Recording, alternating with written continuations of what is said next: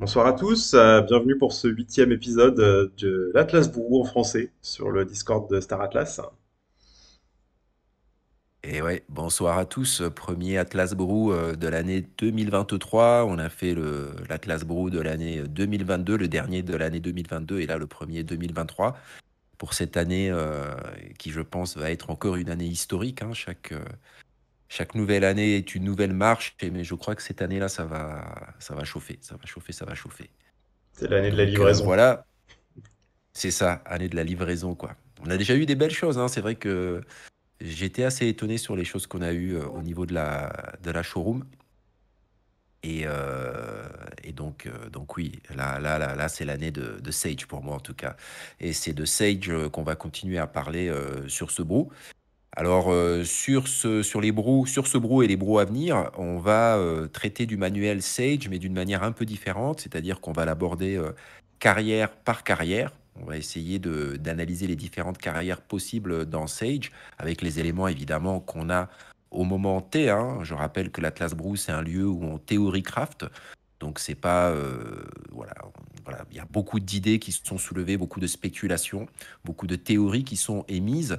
Et évidemment, il va y avoir beaucoup de changements en cours de route, en cours de chemin.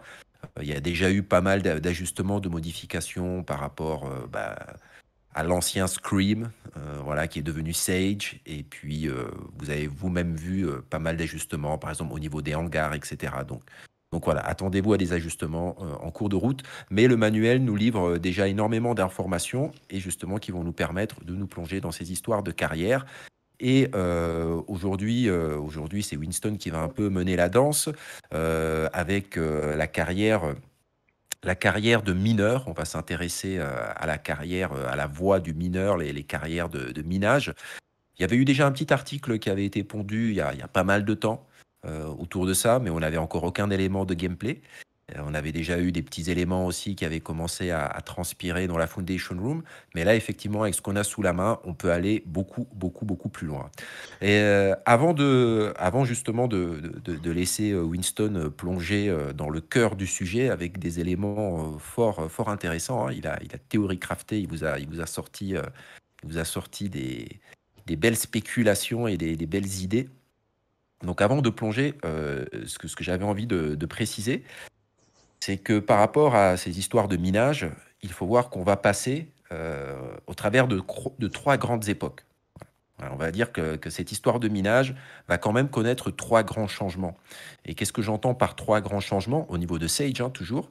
C'est que il y aura le minage pré-V1, c'est-à-dire avant la version 1, où effectivement ça va être du minage avec les vaisseaux, et où la composante essentielle va être la taille du vaisseau, puisque les vaisseaux, c'est eux qui vont miner euh, dans la version Sage pré-version 1.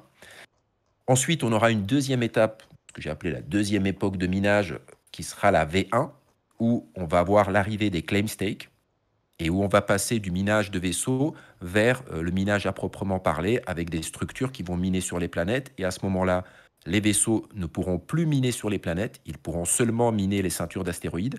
Et là, on va commencer vraiment à voir le gameplay de minage transformé, puisque là, il sera focalisé sur les mining drills et toutes ces structures-là. Et les vaisseaux, comme je dis, pourront continuer, mais au niveau des astéroïdes. Et ils auront aussi évidemment un rôle dans cette chaîne, puisqu'ils vont servir à transporter. Voilà.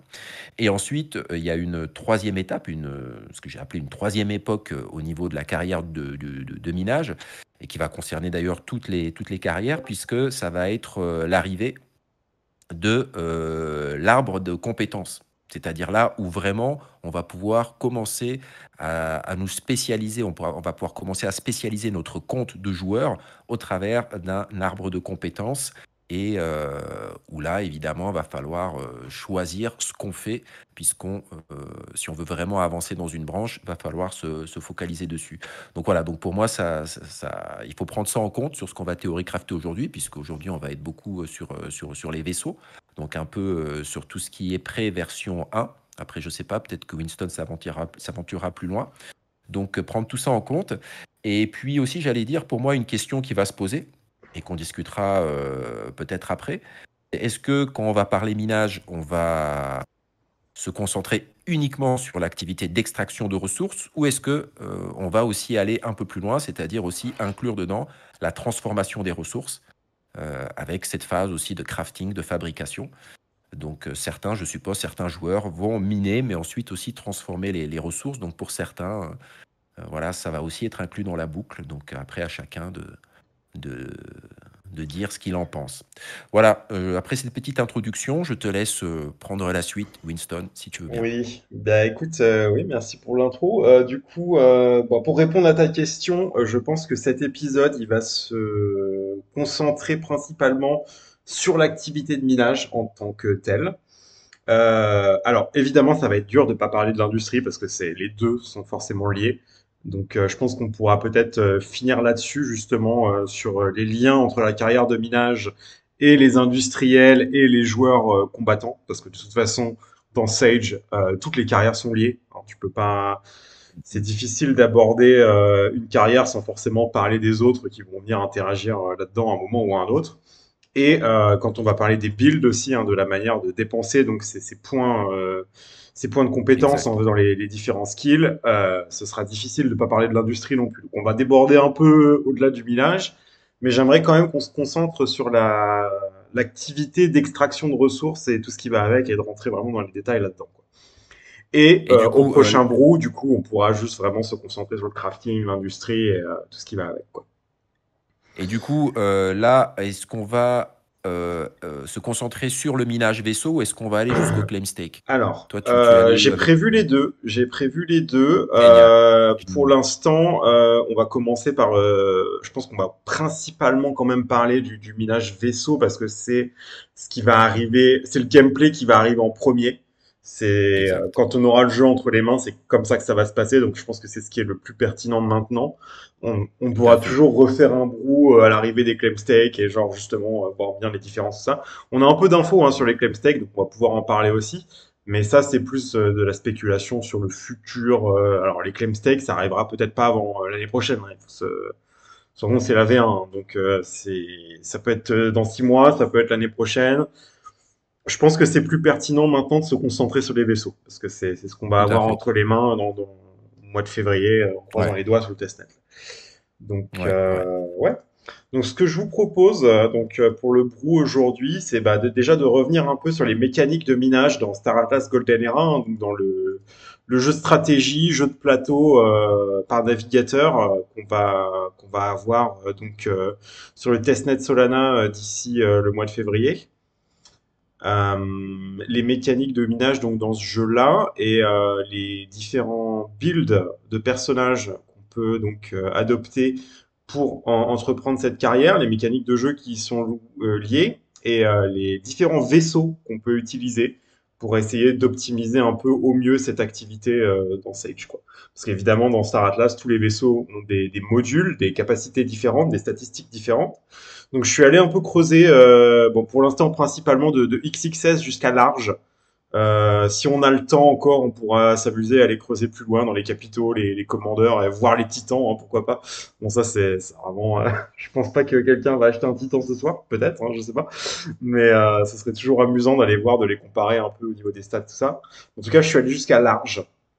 Et j'ai essayé de vous dégoter les meilleurs vaisseaux pour faire du minage, en fait, selon les informations qu'on a maintenant, hein. Donc, comme disait Morpheus avant, sujet à changement au fur et à mesure des différentes mises à jour et équilibrage que le jeu pourrait avoir dans les mois à venir, quoi. Donc, pour commencer sur les mécaniques de minage, donc on a donc vous avez votre vaisseau. Vous allez, pour vraiment résumer simplement, vous avez votre vaisseau. Vous allez vous poser sur une planète. Ce qui va vous coûter du fuel. Donc pour se poser sur une planète et repartir d'une planète, il y a un coût en fuel supplémentaire. Et une fois que vous serez sur cette planète, vous n'allez donc pas... c'est pas votre vaisseau qui va miner en soi. Par contre, vous allez charger le cargo de votre vaisseau avec des ressources.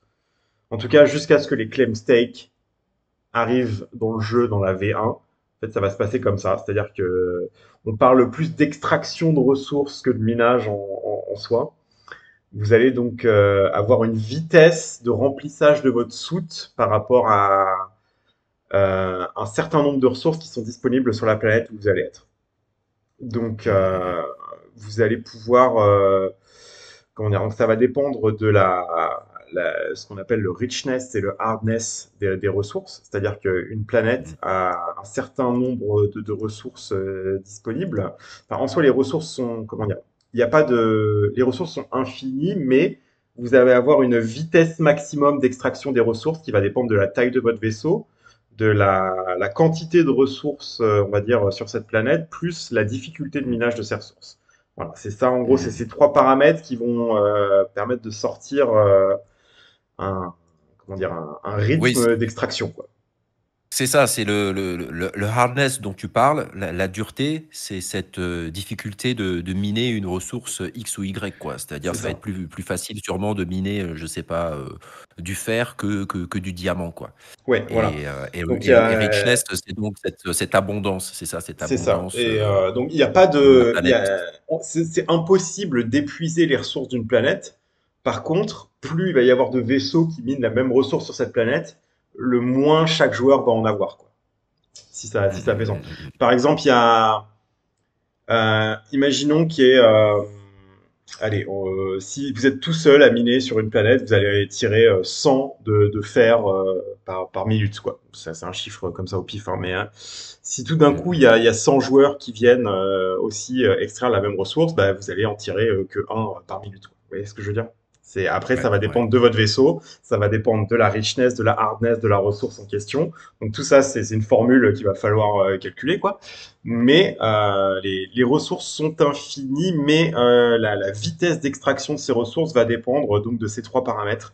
Donc le richness, le hardness, la taille de votre vaisseau et le nombre de vaisseaux qui minent cette même ressource en même temps sur la planète, quoi. Donc vous allez donc ouais, vous êtes sur cette planète, vous avez le choix donc de vous mettre en mode extraction. Vous pouvez passer aussi en mode défense pour défendre la planète d'éventuelles attaques ennemies qui iraient donc attaquer les structures. Sachant qu'une planète peut passer en mode fallen, hein, donc une planète peut tomber en quelque sorte. Donc une fois qu'une planète est passée dans Déchu. ce statut, ouais, voilà, une planète déchue, vous ne pouvez plus extraire de ressources dessus. Donc il y a quand même un intérêt à défendre ces planètes, sachant qu'en plus quand vous perdez des planètes comme ça affaiblit la starbase de votre faction dans le système. Donc ça c'est plus vraiment lié au minage, mais bon ça se relie un peu avec tout ça. Donc comment on gagne de l'argent en tant que mineur dans Star Atlas, en tout cas dans Golden Era, bah, c'est en revendant directement les ressources sur le marché galactique. Parce que extraire des ressources, ça va pas vous donner de points de loyauté. Dans Sage, une manière de gagner de l'argent des Atlas, ça va être d'accumuler ces points de loyauté en exécutant des actions dans le jeu.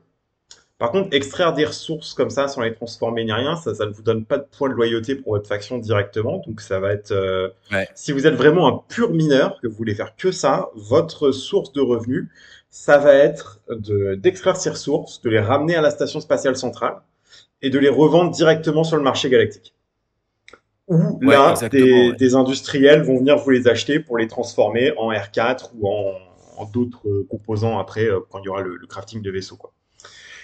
Donc Ouais, c'est ça, pour ça que tout à l'heure, je m'interrogeais, tu vois, quand on parlait justement de est-ce que seulement miner ou ensuite hmm, j'allais dire, transformer ses ressources.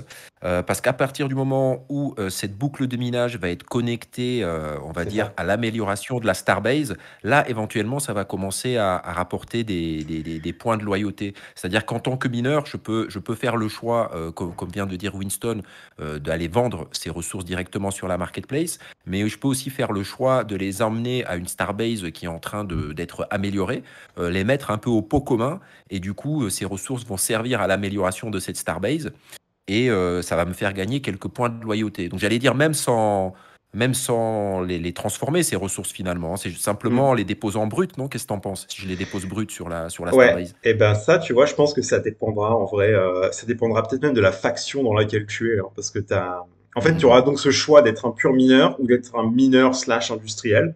Donc, tu n'auras pas ta même répartition de points de compétence selon le gameplay que tu choisis.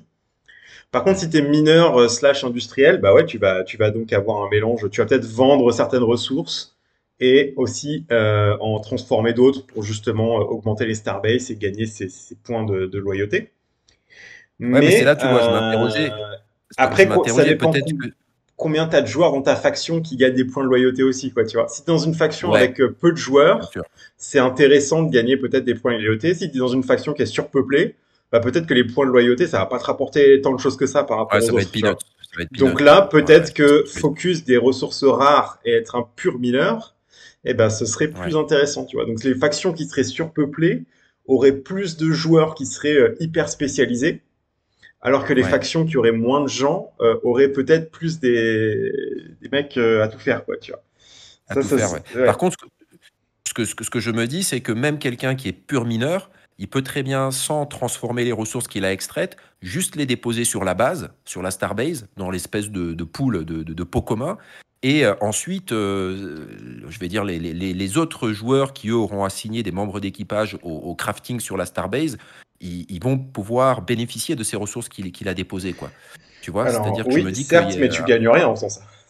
Tu fais une donation et puis tu ne dois pas gagner Tu de crois? MP en déposant les ressources, hein, je pense. C'est le crafting qui te rapporte. Enfin, c'est même pas le crafting, c'est le fait d'entretenir la Ouais. Starbase, tu vois. Donc, Ouais, tu veux dire de transformer ces ressources dans un matériel spécifique qui, là, va servir à l'amélioration de la Starbase. c'est en fait, il faut que tu fasses des repair kits Mhm, que tu vas utiliser pour. En fait, la Starbase, elle va consommer des ressources déjà de base, comme tes vaisseaux, en fait. mhm, mhm, Donc, mhm. quand tu alimentes la Starbase, ça va te donner des points de loyauté. Et pareil, quand la Ouais, Starbase se fait attaquer, tu peux entre guillemets, la soigner, la réparer, quoi, avec des repair kits, yep. qui ne sont pas les toolkits des vaisseaux, hein, c'est deux ressources différentes. Mhm. Ça va te donner des points de loyauté aussi. Donc, tu pourras être un espèce enfin, si on parle en termes MMORPG, tu vois, genre un espèce de healer, en fait. Un mec qui passe son temps à aller sur la Starbase et la soigner, en fait, quand elle se fait attaquer, quoi, pour l'aider à Yo. tanker, quoi. Yo, Ouais, salut! effectivement, là, effectivement, je suis en train de regarder en même temps sur le manuel au niveau des Starbase. Et effectivement, comme tu dis, à partir du tiers 1 de Starbase, pour les améliorer, effectivement, ça va être avec des matériaux spécifiques. Mais par contre, pour le tiers 0, c'est-à-dire pour l'espèce de plateforme de départ, là, celle-ci, pour qu'elle puisse être créée, elle va nécessiter juste le dépôt de Hmm. ressources, donc de ressources brutes. Oui, alors oui, pour Donc, construire les ça serait. Starbase à partir Ouais, de rien, il faut ouais, déposer des ressources. ouais, Donc là, mais est-ce que ouais. déposer les ressources, ça te donne des points de loyauté? Je sais pas, hein, c'est pour le Oui, tiers oui, zéro. oui, oui, ça, oui, ça, oui. Ok. Ça te donne, puisque tu participes à la création, j'allais dire, de cette première plateforme qui va ensuite permettre de faire éclore la Starbase pour ta faction. Donc Donc, tu après, participes à ta ouais, voilà. faction. Donc c'est Donc, un calcul à faire en fait entre c'est un calcul est-ce que ça me rapporte plus de les dump sur le marché ou est-ce que ça rapporte plus de les amener sur la Starbase qui a c'est besoin ça. d'être construite pour avoir des points de loyauté en fait et échanger ça contre de l'Atlas à chaque époque, Ouais, quoi. est-ce que ça me rapporte plus d'être dans une démarche collective ou individuelle, quoi? C'est-à-dire œuvrer pour ma faction ou juste œuvrer pour ma game? C'est difficile à prévoir ça en vrai, hein, parce que ça dépend de la population des factions, ça dépend de comment les joueurs vont se Hmm. comporter aussi, donc c'est impossible à savoir vraiment ça maintenant, tu vois. Et ça va Ouais, être c'est marrant de clair. voir comment ça va se passer dans les différentes factions, justement. Est-ce qu'il y aura un Ouais, front ouais. uni pour étendre les Starbase ou est-ce que ça va être un peu chacun pour sa tronche et puis on fait avec le marché, quoi. Est-ce que... Ouais, c'est ça, ouais. Mais d'un côté, si chacun fait chacun pour sa tronche et tout le monde dump sur le marché aussi, bah, le prix des ressources va baisser. Donc, tu vois, genre, enfin, il y aura des mecs qui iront Ouais, et justement puis, acheter les ressources pas chères pour les transporter jusqu'au Starbase aussi. Donc, et, ça se et, compense, quoi, tu vois. et puis, de toute façon, j'allais dire, pour extraire des ressources, il faut que le système stellaire appartienne à ta faction, donc il faut qu'il y ait une Starbase de ta faction. Pour Et les planètes, selon ouais. le... Pour les planètes, pour extraire sur les planètes, ouais, tu fais Mm. bien de le préciser, pas sur les astéroïdes, mais pour les planètes. Et selon le niveau de ta Starbase, tu as accès à des planètes De plus qui en plus sont éloigné, oui. de Mm. plus en plus éloignées, voilà, donc sur la bordure extérieure. Donc ça veut dire que même si à un moment tu es pur mineur et que tu veux juste œuvrer d'une manière, j'allais dire, individualiste, à un moment, tu as quand même besoin qu'il y ait des starbases et d'un certain niveau pour pouvoir accéder à des ressources plus abondantes ou plus rares qui seront peut-être sur des planètes un peu plus éloignées, sur la bordure extérieure ou etc. Donc, c'est intéressant. Et du coup, je précise juste par rapport justement à cette mécanique d'extraction de vaisseaux dont tu parlais tout à l'heure, pour les gens qui ne le sauraient pas, dans justement, j'allais dire, cette première étape de Sage où ça sera via l'extraction, via les vaisseaux qu'on va extraire les ressources, on considère donc que quand il y a une starbase qui est construite par une faction dans un système stellaire, à ce moment-là, sur les planètes qui sont donc accessibles par le niveau de cette starbase, et bien sur cette planète, il y a des facilités minières qui sont mises en place par la faction. Voilà, on ne les voit pas, mais on considère que la faction a installé des structures minières et donc le vaisseau, comme disait Winston, il va atterrir et il va récupérer les ressources qui sont récupérées, enfin qui sont extraites par ces stations minières appartenant à la faction collectivement, quoi. C'est ça. C'est comme s'il y avait déjà Et qui des claim n'existe stakes, mais pas. gérés par les PNJ, en fait. Donc voilà, c'est C'est ça, c'est fictif, ça. mais genre, ouais, c'est l'idée, quoi. Et bah, du coup, pour en revenir, on a un peu divergé sur les Starbase et tout ça, mais pour en revenir donc à la carrière de mineur, quels sont les coûts d'opération pour quelqu'un qui veut faire du minage? Bah, qu'est-ce qu'il va falloir dépenser au final? Bah, le coût initial, ça va être forcément le coût du vaisseau. Ensuite, les R4, évidemment, hein, la nourriture, le fuel, les munitions, bah, pas tant que ça au final, parce que les munitions, t'en auras pas besoin. Je crois que dans Sage, si tu tombes à court de munitions, ton vaisseau va pas forcément s'arrêter, quoi. Euh, On et aura euh, besoin si tu veux miner les chaînes d'astéroïdes. les chaînes d'astéroïdes, oui, mais si tu t'atterris sur une planète, ça va consommer que de la Ouais, nourriture. Donc, si t'es exact. concentré sur ça, pas forcément besoin de munitions pour le coup. Pas du tout, ouais, Et t'as raison. les repair kits, parce que ton vaisseau va forcément s'user au fur et à mesure de l'usage, donc tu vas avoir besoin de ça aussi. Et un truc qui est... Alors, ça c'est peut-être un truc dont on va pouvoir débattre, parce qu'on ne sait pas combien ça va coûter exactement, mais les frais de StarPath. C'est-à-dire que si Portail tu stellaire. as ouais, les portails stellaires, tu as donc plusieurs manières de te déplacer d'un système stellaire à l'autre dans Star Atlas Golden Era. Tu peux le faire avec ton vaisseau tout seul, mais tu vas avoir un gros coût en carburant, quoi. Mais tu peux aussi utiliser donc ces fameux portails stellaires, hein, les portes des étoiles qui vont t'amener d'un système à l'autre, sachant que plus tu améliores les starbases, plus ce coût en carburant va être réduit. Par contre, pour utiliser ces portails, il va falloir payer une taxe en Atlas, en fait. Donc, on n'a pas de chiffre précis actuellement là-dessus. On ne sait pas exactement combien ça va entamer les profits, tout ça. Donc, moi, quand j'ai préparé les builds là que je vais vous présenter tout à l'heure, j'ai complètement négligé les frais de StarPath parce que c'est au max, Mhm. ça coûte beaucoup de points et au final, la réduction est au maximum de 25%. Et juste une taxe de passage, tu vois, je pense que ça va pas être énorme non plus. Enfin, peut-être que si, hein, peut-être que Mhm. je me trompe, mais dans ma tête, quand j'imagine un jeu vidéo que tu payes une taxe de passage à un truc pour passer d'une zone à l'autre, pour moi, c'est Ouais. pas, ça va pas être un truc énorme à chaque fois. Donc 25% de réduction sur un truc qui coûte déjà pas grand-chose. Par rapport au nombre de points que Mhm. ça coûte sur ton build, j'ai pas trouvé ça comment rentable, quoi. Tu vois. Ouais. Ouais. Ça sera une surprise, comme tu dis, Ouais, ouais, de voir comment ils vont. ça, ce sera un truc qu'on verra avec le testnet. Peut-être je réviserai ma copie à ce moment-là, mais pour l'instant, avec les Mhm. infos qu'on a, j'ai pas trouvé ça super intéressant d'investir des points dans les réductions de StarPath, quoi. Mhm. Mhm. Il faut aussi prendre en compte le potentiel coût de réparation des vaisseaux en cas de destruction, tout simplement, que ce soit par des personnages non joueurs ou d'autres joueurs de factions hostiles qui viendraient détruire ta flotte. Ce qui implique aussi que tu pourrais perdre une partie, voire la totalité de ton cargo, si jamais... Tu perds tout, je crois. hein. Tu perds tout ton cargo, je crois. Alors, Oui, ça... tout ton cargo, ouais. Ouais, Euh, ouais. hmm, est-ce que c'est Si, pas si, genre pour les vaisseaux, si. en medium Non, ça risk pour les zone, hein, vaisseaux, tu si. perds tout? Ouais, en médium, Ouais, tu perds tu tout ton perds tout. cargo. Tu perds tout. Tu Tu peux perds tout. Si tu peux t'as. tu peux le Non, tu récupérer peux pas récupérer. néanmoins. Ouais, Non, enfin, non, non. faudra looter avant. Il Non, faudra non, non. looter avant. Non, en Mais, fait, hmm, En fait, si ton vaisseau se fait exploser, tu perds toute ta cargaison. Tu Et drops ta cargaison sur le truc, mais alors après, C'est ça.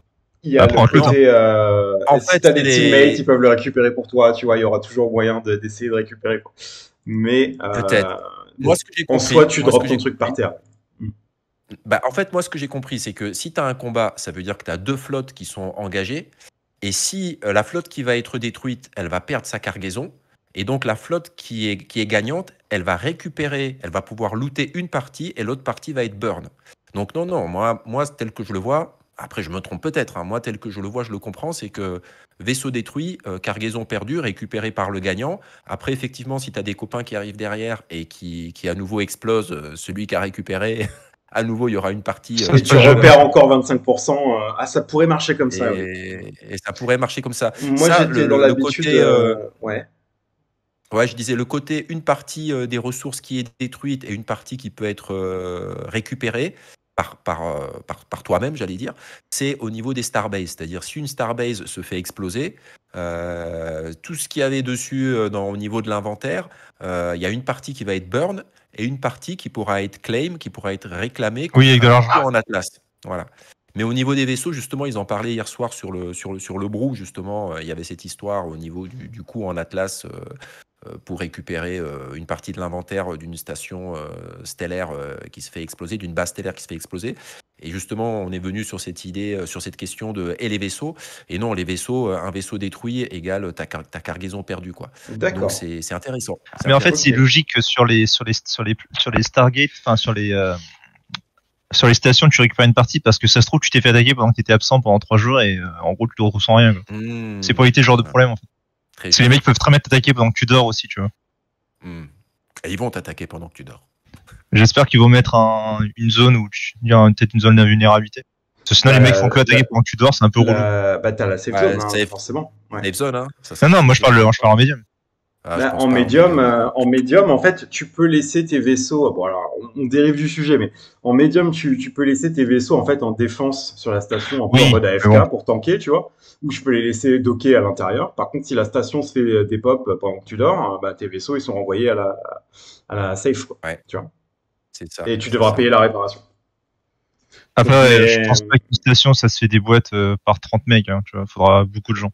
ça dépend du Je niveau de vais la être- station. Ouais, Je pense qu'une T0, une tier 1, ça va dépop assez facilement pour le coup, tu vois, genre. ouais, c'est possible, ouais. Hmm. Exact. On verra, on verra. Ça, c'est difficile de se prononcer là-dessus. Genre, ouais, combien de gars il faut, combien de vaisseaux il faut pour dépop une station T0, T1, T2. Une T0, je pense que vu la facilité, en fait, une T0, ça peut se construire en quoi?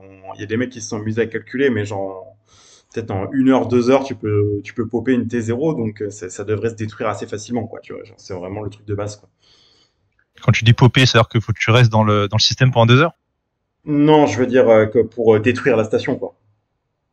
Enfin, pour monter enfin, pour monter la station, accumuler les ressources, les amener, sortir le truc, ouais, ça prendrait peut-être 1 heure, 2 heures, quoi, tu vois.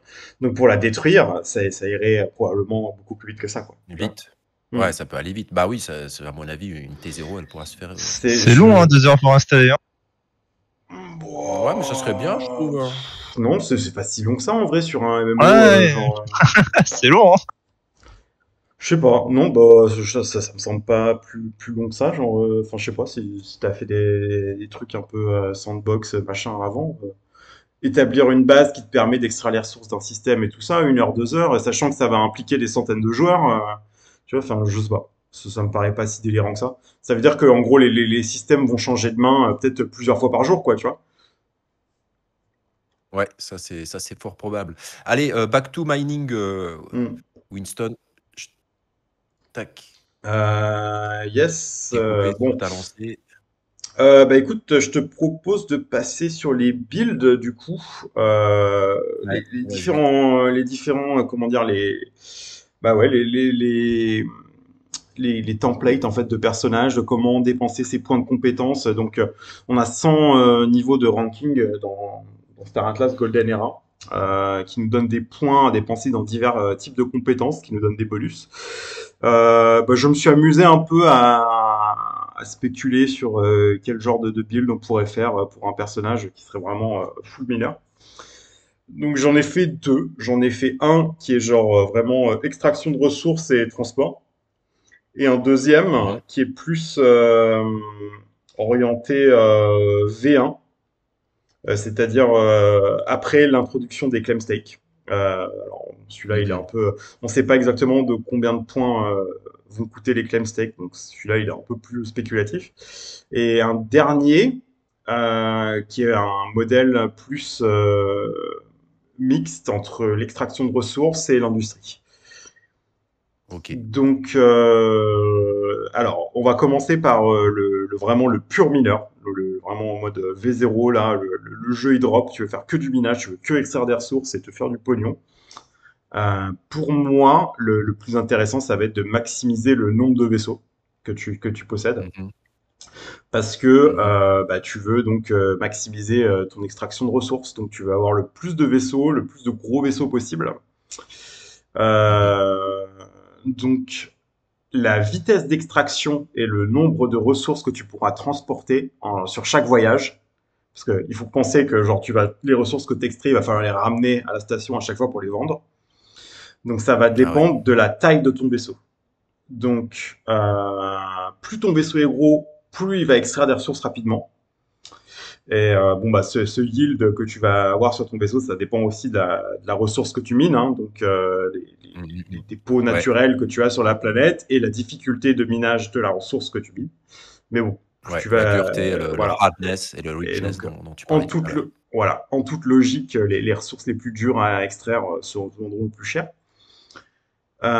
Donc pour arriver sur un build comme ça, moi je mets alors t'as deux skills en fait, hein, c'est tout simple.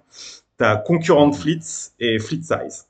Alors, Ouais. sur le nombre de points total, donc on en a Alors, 142, il me peut-être semble, c'est ça? si tu peux traduire pour ceux qui concurrent fleet et fleet size, pour ceux Alors, Concurrent qui. Fleet, justement, bah, je vais expliquer le skill tout simplement. Donc, Concurrent Ouais. Fleet, c'est le nombre de flottes concomitantes qu'on peut sortir sur le jeu.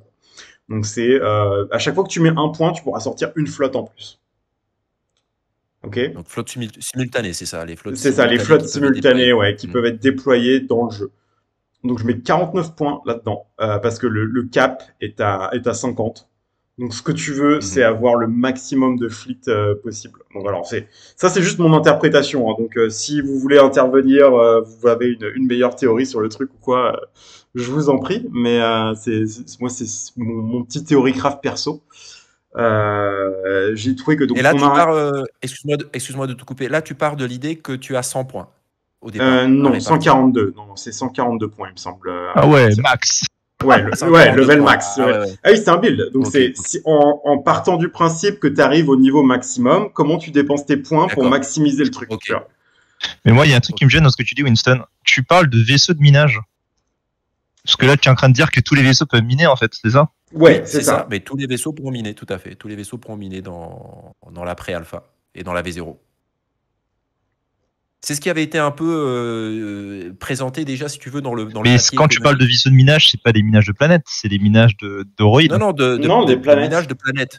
Des planètes. En fait, c'est ce qui avait été présenté déjà dans Alors, le manuel précédent, c'est-à-dire le manuel économique, Mais dans le qui stage, était ils en parlent pas du justement. tout de ça, hein. Si, si, ils en parlent. Ils en parlent justement en précisant que dans un premier temps, tu vas avoir le minage avec les vaisseaux tel que ça avait été finalement présenté dans le premier manuel économique. Et quand on va arriver sur la V1 où les claim stakes vont rentrer en jeu, là, à ce moment-là, les vaisseaux ne pourront plus miner les planètes. Et là, ça sera par les claim stakes qu'on va miner les D'accord. planètes et les vaisseaux c'est ne ça. pourront miner que les astéroïdes. Et peut-être qu'à ce moment-là, ils auront aussi sorti les vaisseaux spécialisés minage Oui, qu'on connaît, ça, qui oui. auront un avantage à miner les astéroïdes toujours. Mais les vaisseaux, à ce moment-là, ne pourront plus miner les planètes. Mais jusque-là, comme dit Winston, c'est la taille du vaisseau. Oui, Donc, t'es en train de dire qu'en fait, on pourra ganker des mecs qui sont en train de miner à côté des planètes. Bah, Quand il sort de l'atmosphère, tu pourras le toper, le mec. ouais, Mais alors justement, on va en parler de ça après. Je devrais peut-être pas vous le dire parce que c'est c'est un peu genre les tactiques qu'il faudrait se garder pour soi. Mais j'ai remarqué un truc, on en parlera après. Mais juste pour rester sur les builds, du coup, là, oui, je parle de la V0. on va vraiment faire du minage avec les vaisseaux. Et après, j'ai commencé à réfléchir à un second build justement pour la V1 avec l'arrivée des claim stakes qui vont eux aussi demander de dépenser des points de compétences. Donc à ce moment-là, le build change pour le coup. Mais bon, là, Vas-y, termine se ta base théorie là sur V0. sur les 142 points là. Donc 142 points, level 100. Est-ce que d'ici la V0, tu arriveras level 100? Probablement pas. Hein, donc, mais l'idée générale est là. Voyons fou. Tu mets donc. Ouais, excuse-moi Winston, juste avant que tu commences à balancer ta théorie, j'ai juste une petite question. Est-ce qu'on est bien d'accord qu'il sera difficile de commencer une carrière dans Sage sans dépenser des points?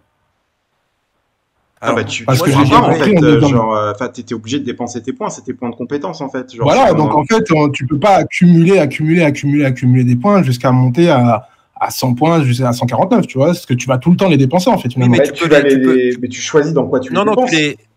C'est comme un arbre de talent. Tu choisis bien sûr dans quoi tu les dépenses, mais au départ, tu vas avoir 5 points, tu vas en balancer 2 par-ci, 2 par-là, puis tu vas avoir 10 points, tu vas en balancer par-ci, par-là. Au début, c'est rapide, ça taille de flotte. Hein. Ouais, comme dans n'importe quel. Ouais, je suis assez d'accord avec ça. Genre au début, en fait, tu auras beaucoup de petits vaisseaux. Ce qui paraît comme ça le plus logique, c'est d'étendre ta taille de flotte pour sortir plein de vaisseaux le plus rapidement possible, quoi. Mais alors ce qu'il faut peut-être préciser au niveau du terme, c'est que dépenser, oui, mais en fait, ce qu'on entend par dépenser, c'est attribuer. Et donc, on peut réattribuer ces points à n'importe quel moment. C'est un système de respect, voilà. quoi. Donc, c'est pas définitif. Ouais, j'ai bien compris ça, en fait. J'avais bien compris ça parce que j'étais en train de me poser la question, est-ce qu'il serait plus avantageux d'avoir une seule flotte au départ, mais avec plusieurs vaisseaux, ou d'avoir plusieurs flottes avec 2-3 vaisseaux à chaque fois? Et en fait, en répondant à cette question, je me suis trouvé la réponse. Après, je peux me tromper, mais je me suis surtout dit que valait peut-être mieux avoir plusieurs flottes pour avoir plusieurs types d'extraction de ressources enfin différents types d'extraction de ressources en même temps. Et ben justement, ouais, c'est un peu à ça que j'arrive avec ce build. Donc c'est pour ça que je voulais développer un peu là-dessus, parce que justement, vas-y, je te laisse. Vas-y. Tu disperses un peu ton risque aussi, tu vois. Donc moi j'avais l'idée de caper en fait tout simplement le concurrent fleet, hein. Donc tu vas donc mettre 49 points là-dedans pour avoir tes 50 points en fait pour avoir 50 flottes avec au maximum. Après en mettant tous tes autres points dans la fleet size, ça te permettrait de sortir au maximum, hein. Fleet size, tu mets 74 points en fleet size, ce qui te permet de sortir des classes de vaisseaux plus grosses. Donc, ce qui, au final, si tu divisais tes points comme ça entre les deux skills, ça te permettrait de sortir un maximum de 50 flottes avec 3 larges dans chaque flotte. Alors, après, tu peux rediviser ça comme tu veux, tu vois. Genre, t'es pas obligé de sortir 50 flottes parce que ça me semble un peu ingérable, honnêtement.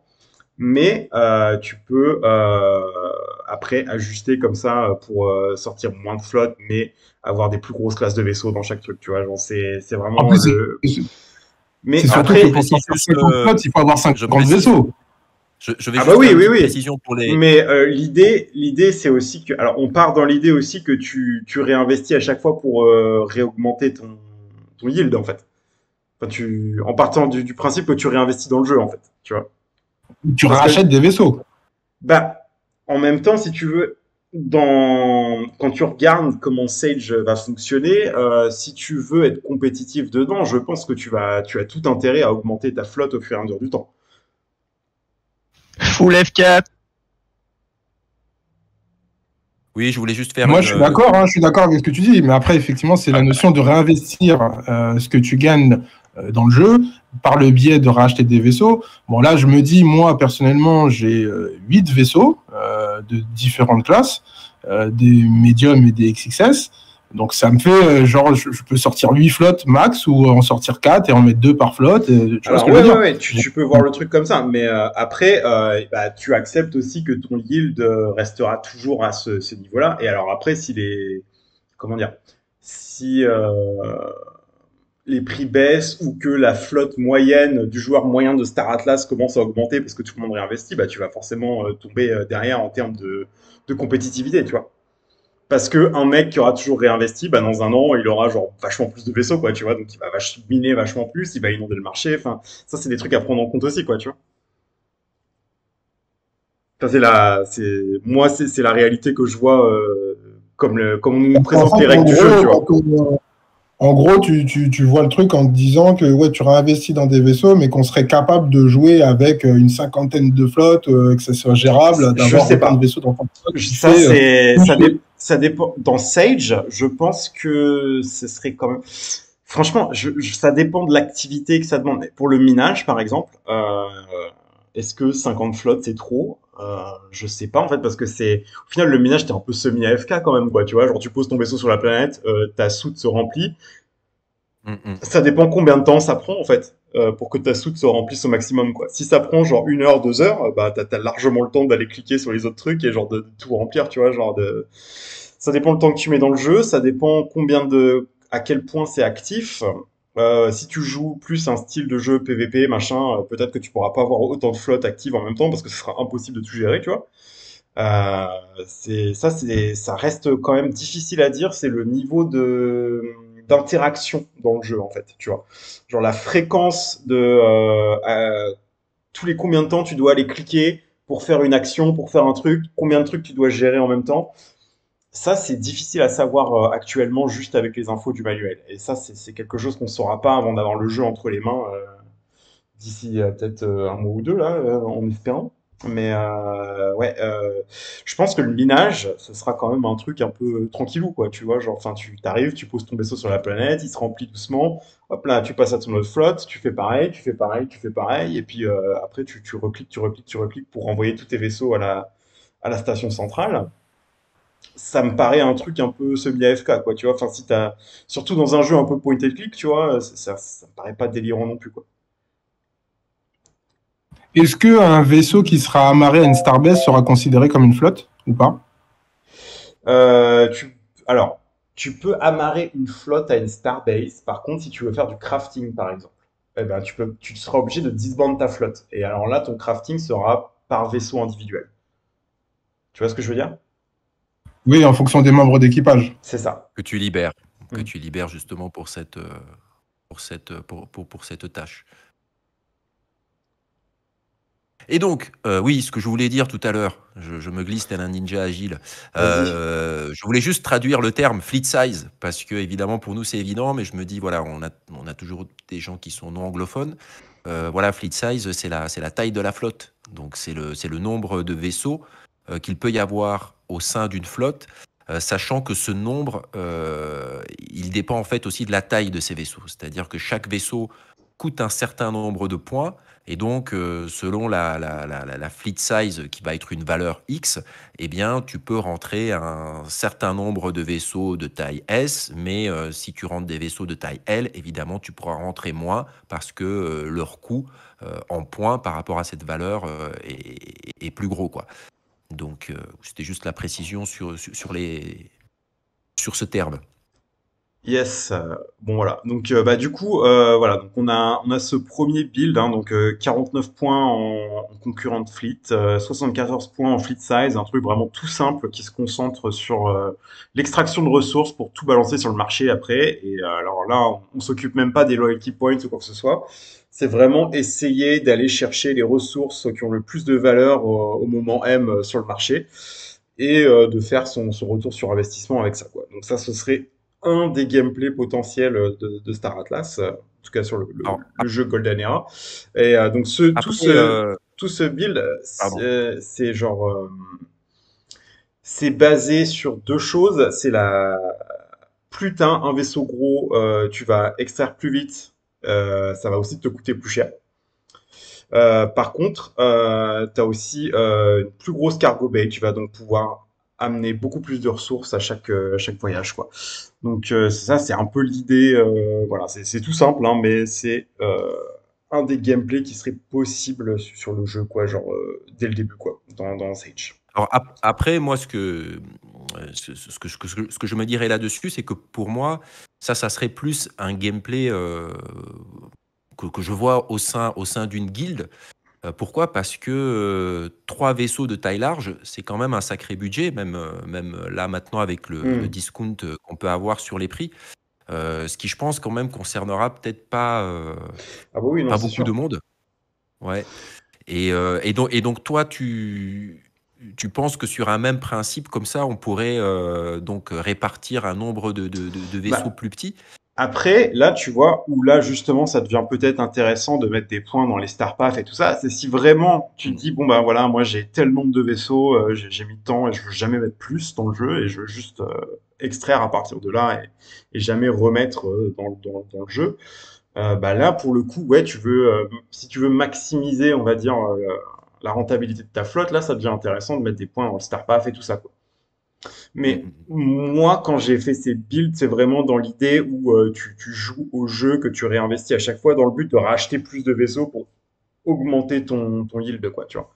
Parce que en Ouais, mais vrai, ce ce qui que je risque veux... de se passer, c'est que genre, si enfin, plus l'économie du jeu Mm. va grossir, plus les prix vont baisser, je pense, tu vois ce que je veux dire?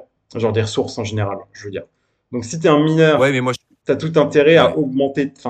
augmenter ta flotte de plus en plus pour miner plus de ressources, quoi, parce qu'il va y avoir quand même une sacrée inflation sur les ressources Ouais, qui mais sont extraites et vendues, ce quoi. que je veux dire, c'est que même si tu es mineur, disons, et que tu as commencé à miner avec, enfin, ça va dépendre vachement de ton budget, parce que augmenter sa flotte, faut pouvoir sortir, j'allais dire, le cash pour l'augmenter.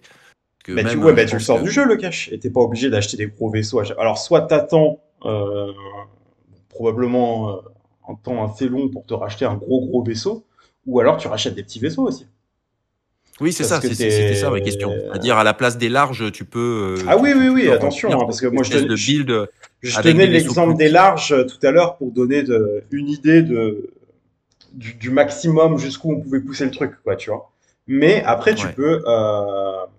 tu peux remasteriser le truc comme tu veux avec le même nombre de points et tu peux te sortir des Avec des flottes avec vaisseaux. des tonnes de petits vaisseaux aussi. Et voilà, après, chacun, Oui, tu oui, adaptes en fonction de ton parce budget, qu'à quoi. mon avis, les Parce que larges, moi, je suis d'accord avec ce que Morpheus il dit, ça va vachement dépendre du budget de chacun. Parce Ouais. qu'effectivement, Et sortir c'est l'argent et c'est de pour ça Star Atlas, c'est pour ça que j'ai aussi préparé tout à l'heure une liste des vaisseaux qui seraient le plus intéressants pour le minage dans chaque taille, tu vois. Parce qu'après, bah, c'est parce à qu'il ne faut ouais, chaque. pas oublier ouais. aussi, je pense que si Sage, ça marche bien, normalement, le prix des vaisseaux, on sera plus sur du moins 80%. Oui, Et c'est ça aussi. à un moment donné, il faut se dire que est-ce que ça va dégager assez, enfin le gameplay va dégager assez d'Atlas pour que tu puisses réinvestir dans des vaisseaux qui seront plus à 80%, quoi. À moins Non, faut pas 80%, rêver, quoi. je pense. Bah, normalement, le prix de l'Atlas devrait suivre aussi le prix des vaisseaux, quoi. Tu vois, genre, enfin, les deux ont toujours été très liés. S'il y a un Mm, mm, intérêt dans l'économie de Star Atlas, le prix de la monnaie de base qui te sert à acheter les trucs dans le jeu devrait augmenter aussi, quoi. Mais bon. Mais du ouais. coup, ouais, j'ai préparé quand même une liste de tous les petits vaisseaux qu'on peut acheter pour faire du minage de XXS jusqu'à large. Alors, je ne suis pas amusé à aller voir Capital Commander, machin, parce que l'on vend des trucs. Mais si on a encore le temps, à la fin, on pourra aller voir, les comparer un peu en live, essayer de trouver lequel serait le mieux pour faire du minage. Mais c'est surtout des trucs vraiment orientés combat, quoi. Genre, enfin, comme vous allez voir, il y a des vaisseaux orientés combat qui se démarreront pas mal du tout en minage, en tout cas en début de partie. Euh, Tu veux les présenter un peu les vaisseaux là, ou tu voulais poursuivre sur le... bah, je vais juste enchaîner sur un build peut-être juste Ouais, aller vite fait sur le build extraction industrielle, si on peut en parler ouais. rapidement, parce que bah, là on s'est surtout concentré sur le côté pur minage, mais je pense que la plupart des gens en vrai vont faire un peu de crafting et d'industrie quand même. Donc Ouais, ouais, ouais. là, on n'est pas seulement sur l'extraction et le transport de ressources pures pour la revente sur le marché, mais Mhm, donc on a aussi cette option de gameplay, donc de les convertir dans des composants et des ressources raffinées qui mhm, peuvent elles aussi être vendues sur le marché, donc peut-être à un mhm, prix plus élevé, ou alors utiliser pour ravitailler ou alors construire des starbases en échange de points de mhm, loyauté. Donc mhm, ça, comme on disait au début, ce sera un calcul qu'il y aura à faire. Est-ce que c'est plus rentable pour moi d'aller convertir ces ressources et les amener au Starbase, ou alors est-ce que c'est plus rentable de les vendre directement sur le marché, quoi. Donc en soi, au niveau du gameplay, ce sera quand même un peu plus varié que juste sortir ses vaisseaux, aller extraire des ressources et les ramener à la station. Parce que je pense qu'en vrai, faire ça, c'est du farming pur et dur. C'est quand même moyennement intéressant au niveau ludique. Ouais. Si tu ajoutes le côté un peu crafting et tout ça, tout d'un coup ton jeu devient quand même un peu plus varié. Euh, Par contre, tu seras pas aussi efficace qu'un pur mineur ou un pur industriel. Parce que, alors ça, on n'en parle pas encore, ce sera pour le prochain groupe. Mais comme on disait au début, tu peux être un pur mineur, tu peux aussi être un mec pur industriel crafting pareil, qui fait que ça, qui s'occupe pas d'extraire des ressources du tout, et qui vise vraiment, qui achète ses ressources sur le marché et qui vise vraiment le crafting, la production industrielle pour les Starbase et les LP et tout ça, quoi. Donc ça, c'est un autre gameplay complètement à part. Donc là, bah, ce build, il se retrouve un peu entre les deux. Et alors là, tu te retrouves du coup à dépenser des points dans Concurrent Fleet, donc qui te permet voilà, de sortir des fleets simultanément. La taille de flotte, qui te permet donc de sortir des plus gros vaisseaux. Et enfin, donc, Ou plus de vaisseaux. ou Pour le plus gargement des plus gros, ça de, peut être ouais, plus de, plus de vaisseaux de- aussi, mais qui te permet, à partir d'un certain seuil, oui, de débloquer des nouvelles classes de vaisseaux, en fait. Oui, c'est ça. Ouais. Et la crafting capacity. Donc ça, c'est une des compétences qu'il va falloir faire entrer dans le jeu si tu veux faire du crafting. Et en gros, il faut que ton crafting capacity soit équivalent à ton nombre de membres d'équipage que tu veux dédier au crafting. C'est-à-dire que si tu as un vaisseau qui a 6 membres d'équipage, tu auras besoin de dépenser 5 points en crafting capacity, parce que tu commences avec 1, en fait, de base. Donc tu dépenses 5 points en plus pour arriver à 6. Et alors à ce moment-là, ces 6 membres d'équipage, ils pourront faire des jobs de crafting simultanément. C'est-à-dire au lieu de faire Mm. un dans ta file d'attente de crafting, au lieu de faire un objet à la fois, eh ben, tu pourras en faire 6 d'un coup. Donc ça, c'est tout le côté justement industrie de Star Atlas Golden Era, donc avec ce skill de crafting capacity, où justement là, tu vas vouloir focus des vaisseaux qui ont le plus gros nombre d'équipages. Donc pas forcément donc Mhm. forcément des vaisseaux de plus en plus gros aussi, hein, mais là, tu veux pas forcément. Enfin, si, en fait, tu pourrais en déployer de plus en plus, mais ce qui t'intéresse, ouais, voilà, c'est les membres d'équipage, en fait, plus que les Ouais. composants ou les modules ou je sais pas quoi. Là, ce qui t'intéresse, c'est le nombre de bonhommes qui travaillent sur ton vaisseau qui vont te permettre de décupler ta capacité de crafting, en fait. Bon, ça, c'est le sujet Ouais, du parce que prochain groupe, pour le coup. t'as des vaisseaux médiums qui vont embarquer plus de membres d'équipage que d'autres vaisseaux médiums, quoi. C'est ça, C'est ça. par exemple. Par Mhm. exemple. C'est ça, c'est ça. Donc ça, ce sera vraiment l'aspect industrie et tout ça. Je sais pas. Est-ce qu'on a des questions peut-être dans le chat? Je suis en train de regarder. Là, j'ai pas regardé depuis tout à l'heure. Désolé. Moi, Hop. j'aimerais bien que tu fasses le tour Des des vaisseaux. différentes tailles de vaisseaux. Ouais, ceux que tu avais fait une petite liste avec justement lesquels, dans chaque classe de taille, tu trouves les plus intéressants pour le minage. Ça m'intéresserait bien de Yes. savoir. Ouais. Ah ben, on peut aller hein, sur la liste des vaisseaux. Donc, bon, on peut commencer par les XXS. Alors, Oui, vas-y, commence par tout en bas. Alors, juste avant, sur quoi je me base pour choisir ces vaisseaux? Pour moi, de ce que je comprends dans les mécaniques de minage sur Star Atlas, il y a deux choses importantes. C'est la consommation de nourriture et la taille du cargo de ton vaisseau. Parce que la taille du cargo de ton vaisseau, c'est tout simplement le nombre de ressources que tu vas pouvoir emmener à chaque fois. Donc, ce qui va déterminer en fait ce que tu peux vendre, hein, tout simplement. Et quand tu es posé sur les planètes et que tu commences à extraire des ressources comme ça, là, ton vaisseau, il va consommer de la nourriture en permanence. Donc, si tu veux rentabiliser au maximum, pour faire simple, hein, si tu veux rentabiliser au Ouais. maximum ta session, il faut que tu embarques le plus de ressources possible et que ça te coûte le moins cher possible pendant que tu extrais. Sachant que le Alors, juste, fuel rentre en compte aussi là-dedans, parce que tu vas devoir te poser sur la planète, sortir de la planète, et évidemment, plus tu vas loin, plus ça va te coûter dans toutes les autres ressources. Donc, tout rentre en compte, mais les ressources les plus importantes de ce que j'identifie, c'est la bouffe et l'espace de cargo, quoi. Sachant, je voulais juste ajouter une précision, que tous les vaisseaux ont de l'espace de cargo, mais les vaisseaux qui ont des modules cargo en plus, eh bien, ils ont de l'espace supplémentaire. C'est ça, voilà. Et selon le type de vaisseau, hein, selon sa spécialité, tu vas avoir donc un cargo de base différent, quoi.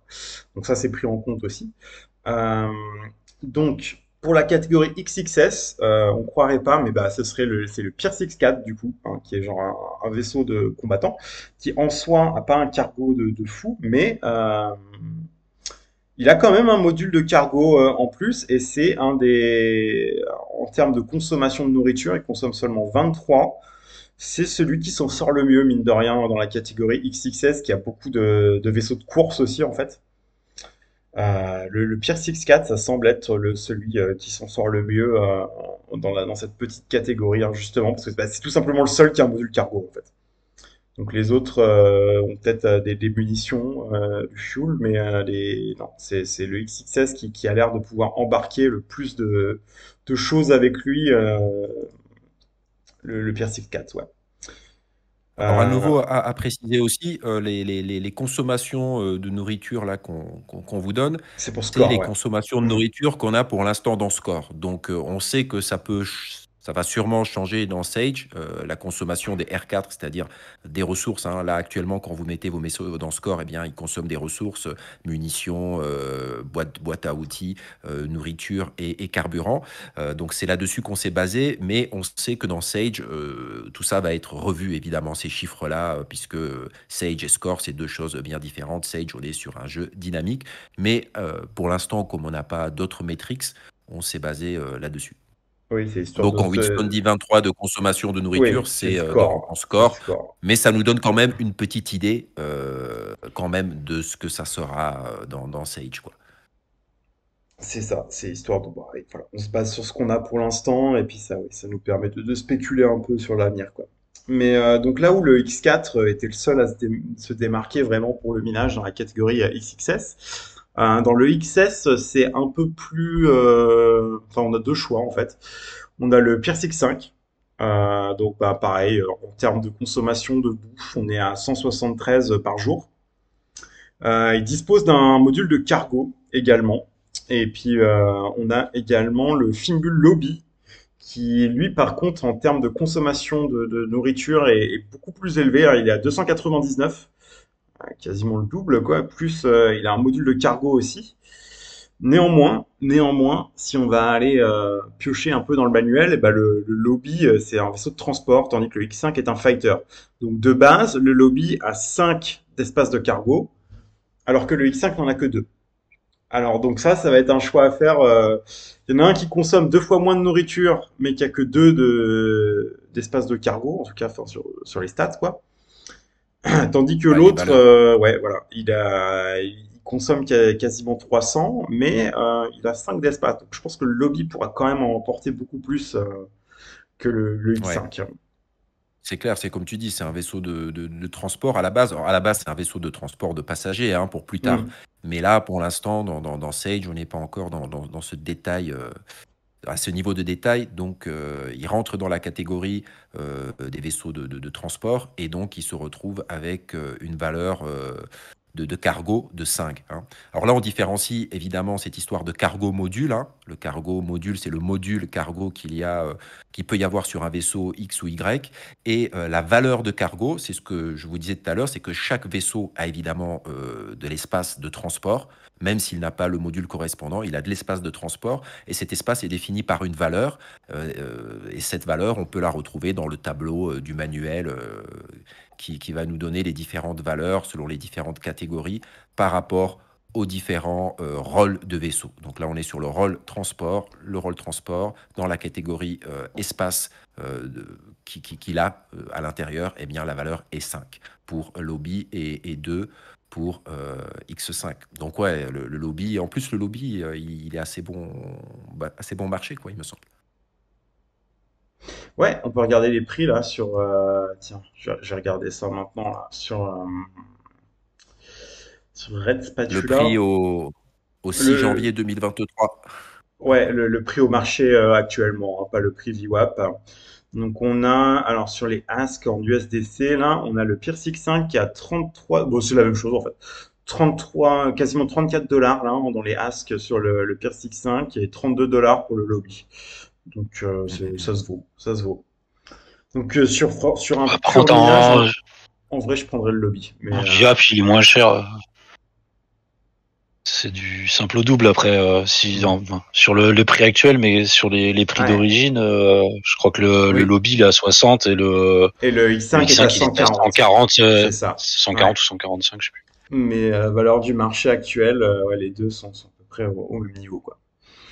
Mais après, ouais, voilà, tu vois, c'est parce que les gens, je pense, ils prennent pas forcément en compte justement toutes les stats et tout ça. En fait, on va peut-être voir des gros écarts de prix entre certains vaisseaux après la sortie de Sage, tu vois, une fois qu'on aura des utilités vraiment beaucoup plus concrètes pour certains vaisseaux, quoi.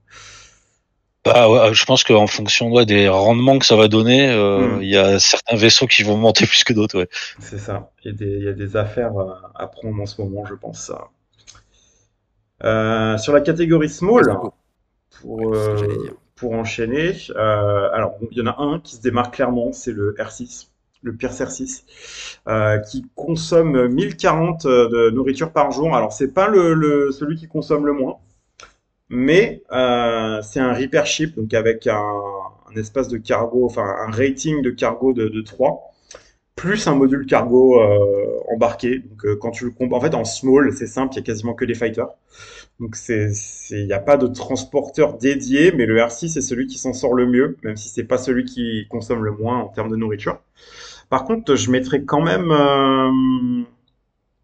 sachant que la plupart des vaisseaux small, en nourriture, en consommation, ils sont à 800 à peu près, tu vois. Et je mettrais T'as quand pas. même, ouais. Vas-y, pardon. Non, Vas-y, vas-y, vas-y, je termine disais que d'abord. je mettrais quand même un deuxième vaisseau dans cette catégorie, même si c'est un fighter, je mettrais quand même peut-être le Tufa Face là-dedans. Juste, pas comme Juste parce vaisseau qu'il est de beau. pur transport, mais en termes de consommation de bouffe, puisque c'est un de nos critères, il est à 416. C'est genre celui qui consomme le moins de tous les vaisseaux small. Sachant que, comme je disais, les autres sont à 800 en moyenne. Lui, il est à 2 fois moins, tu vois. Et Ouais, puis il faut savoir que il aura quand même un minimum de cargo. Et si tu vas quand même, enfin, si tu fais une flotte de minage, t'as quand même envie d'avoir peut-être un peu de dents, tu vois, genre un peu de défense au cas où tu te fais attraper entre deux planètes, quoi. Yep, Donc si sûr. tu veux, alors après tu peux jouer en guilde par exemple et alors faire le choix de faire une flotte pure minage, vraiment complètement négliger la défense parce que tu fais confiance à tes collègues qui vont sécuriser le système avant pour toi et tout ça. Ok. Si tu joues tout seul, t'as quand même envie d'avoir un peu les moyens peut-être de te défendre et tout ça. Et alors à ce moment-là, dans une flotte de minage, le Tufa Faced, il s'impose vraiment, je pense, comme le vaisseau small que tu voudrais peut-être ajouter un peu à ta flotte, histoire de mettre un peu de firepower, quoi. Ouais. Et ce que j'allais dire, c'est qu'il va consommer encore moins de nourriture parce qu'il embarque un module mess hall. C'est Et ça. donc, c'est un Mais, mess, quoi. C'est un mais endroit je où on pense bouffe. qu'en Et donc, fait, le fait qu'il consomme ouais, beaucoup moins de nourriture, c'est parce qu'il a ce mess hall, en fait, tu vois, par rapport aux possible. autres. Hmm. Effectivement. C'est possible que ça soit déjà pris en compte dans ce score. Ouais. C'est possible. Ouais, effectivement. Bien vu. Après, je pense aussi. Non, c'est ça, ouais, ouais, ouais. J'allais dire, il a moins d'équipage. Non, ils ont le même nombre de membres d'équipage. Et j'étais en train de regarder, je vois qu'il y a aussi le Calico MedTech qui a un cargo aussi de taille S. Ouais, mais le medtech, quand tu regardes les vaisseaux rescue en termes de cargo, il me semblait que c'était moins. Alors attends, ils avaient que Ah oui, 3, oui, un tu veux truc dire comme là, ça. par rapport au tableau du manuel Au et des type valeurs. de, ouais, au type de vaisseau. C'est fort possible. Ça, c'est même quasiment sûr. Ça me semble même logique, j'allais dire. Ouais, Puisqu'évidemment, les vaisseaux de réparation, ils ont besoin d'avoir plus d'espace pour transporter c'est plus ça. de kits de C'est pour réparation ça ou que ouais, plus j'y avais de pensé au composants. medtech aussi, mais je l'avais pas gardé justement parce que bah, le R6 le dépassait clairement, même s'il consomme peut-être plus en nourriture en termes d'espace, Alors attends, il le je dépassait et regarde. il a un Space, module cargo en plus que l'autre n'a pas quoi, tu vois. Space, effectivement, Refuel Repair, il est à 4. Et Mais c'est le le rescue, ouais. rescue, ouais, t'as raison, il est à 2. Ouais, donc Mm. il a sa valeur est Voilà. 2 fois plus petite en termes Donc, d'espace. sachant que le R6, c'est un vaisseau repair pur, hein. C'est pas un refuel repair, donc il est à 3, donc Réparation. il a un point de plus que le MedTech. Ah ouais, 3, pardon, 3. Ouais, C'est un vaisseau de réparation pure, c'est pas un c'est vaisseau ça. de ravitaillement de carburant. Mhm. Mm. Voilà. Et puis il a son module Ok. cargo, donc c'est celui qui se démarque le mieux, hein, si nos critères sont la nourriture et l'espace de stockage. C'est le R6 qui sort du Effectivement. lot, quoi. Et voilà, tu peux t'amuser Après, c'est à logique, ouais. saupoudrer un peu de Too Fast Ice là-dedans si tu veux avoir un peu d'armes en Et small. puis, C'est celui qui te coûtera le moins cher, en tout cas. je me dis, mais là, alors là, c'est du pur theory craft. Je me dis peut-être que dans le futur, justement, le Tufa Face, de par cette spécificité des Tufa, c'est-à-dire ces êtres de roche, donc vous avez vu ce vaisseau, quoi, c'est un astéroïde, ben, peut-être qu'ils auront une capacité supérieure au niveau du minage des chaînes d'astéroïdes. Ça, c'est du pur theory craft, attention, hein. Mais je me dis peut-être que une histoire de famille, tu vois. Ouais, ça se Une ressemble, affinité avec les cailloux c'est ça. C'est ça, une affinité avec les cailloux, une affinité. Exactement. minérales. Qui sait, hein? Moi, c'est un espoir que je berce parce que j'aime beaucoup les Tufa Feist. Donc, Alors, je vous propose de passer à la catégorie médium. Donc là, ça se corse un peu. On commence à avoir des vaisseaux vraiment spécialisés dans le transport et tout ça. Donc ça devient un peu intéressant.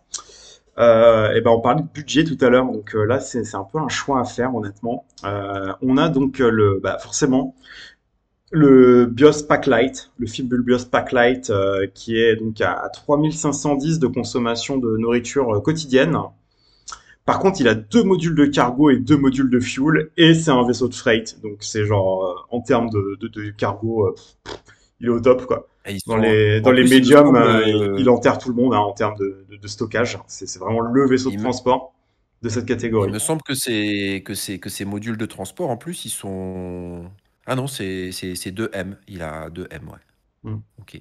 Deux modules. Il en a 2, ouais. 2 modules de taille M. Je pensais qu'il était plus gros sur module. Enfin, le pack light, hein, de toute façon, voilà, c'est dans la catégorie médium. Il n'y a pas à se poser la question. Si tu veux faire du transport, tu prends un pack light. Par contre, dans la même logique que le Tufa Feist avant, il y a le Pierce F4 aussi qui est intéressant, qui consomme moins de nourriture. Là où on a le pack Mhm. light à 3510, on a le F4 à 2674 et qui possède également un module de cargo et un module de fuel. Donc évidemment, il va porter moins que le pack light, mais il est aussi moins cher. Là où on a un pack light qui se négocie à 900 $ en ce moment, le F4 il est à 600. Et Et, il pourra euh, voyager peut-être plus et loin. ouais, et il peut se défendre, hein, aussi. Et il peut se défendre surtout. C'est Il ça. peut se Donc défendre. franchement, le F4 il fait un peu tout, franchement, et enfin, le rapport qualité-prix, je pense, il est meilleur qu'en vrai que le pack light. Enfin, c'est pour ça que je l'ai mis dans cette liste. Si t'as pas envie forcément d'être full transport, de vraiment que tu veux avoir une flotte qui peut se défendre, tu peux mélanger les deux aussi, hein. Tu peux avoir un pack Ah light et oui, un si t'as les F4, tu moyens, vois, genre voilà. Non, ouais, tu vois, tu c'est peux clair. t'amuser comme tu veux. Ça Mais serait un bon combo, ouais. je pense que ça valait le coup de le nommer dans la catégorie médium parce que ben il peut transporter du cargo, il peut aller loin avec son module de fuel. Il consomme pas beaucoup de nourriture et ben il est moins cher que le vaisseau de transport à 900 $, qui est vraiment dédié à ça, Ah quoi. oui, Mm. pour moi, clairement, le F4, je l'avais déjà dit dans une de mes vidéos, pour moi, c'était un des meilleurs vaisseaux pour Sage dans ce que tu viens de dire, c'est-à-dire cette Mm. capacité de transport couplée à ces gros canons, quoi. C'est un C'est très bon ça. vaisseau de combat, quoi. Et en plus, avec cette réserve supplémentaire de fuel, c'est vraiment des atouts qui sont non négligeables, ouais, vraiment C'est non ça. négligeables. Donc Après, je serais curieux de voir quelle est la consommation de nourriture du Home, du Rainbow Home. alors Je sais pas si tu j'étais allé Ouais, c'est ce que j'allais regarder. dire. Le Rainbow Home, il a l'air pas mal quand même avec le mess hall Alors, et le cargo. Je pense qu'en minage, il doit pas être dégueu non plus. ouais, mais Ouais, je l'avais exact. pas gardé le Rainbow Home, hein, parce que là il est à combien? Il est à 679 $ et quand tu regardes la consommation de nourriture, il est à combien? Il est à 2438 par rapport au F4. Il est un peu en dessous du F4. Et alors les modules, Effectivement. après, tu as un module de cargo, un module de mess hall et un art gallery. Donc je pense qu'il peut quand même emmener plus que le F4, mais en termes de combat, après, je sais pas. Ouais, parce que Euh, du fait que ça soit un vaisseau de fret, il a une valeur de c'est un vaisseau. transport Alors, d'espace qui est est-ce que plus grande. Ça, c'est sûr. Ça, c'est sûr. c'est un vaisseau? Ah oui, c'est un vaisseau de L'avant- fret. Ouais, ok. Ouais, L'avantage, c'est ouais, du c'est un fret, fret. le home. Ouais. C'est Hmm. du fret, ouais. Il Et pourrait pour en moi, porter l'avantage plus, ouais, mais hmm.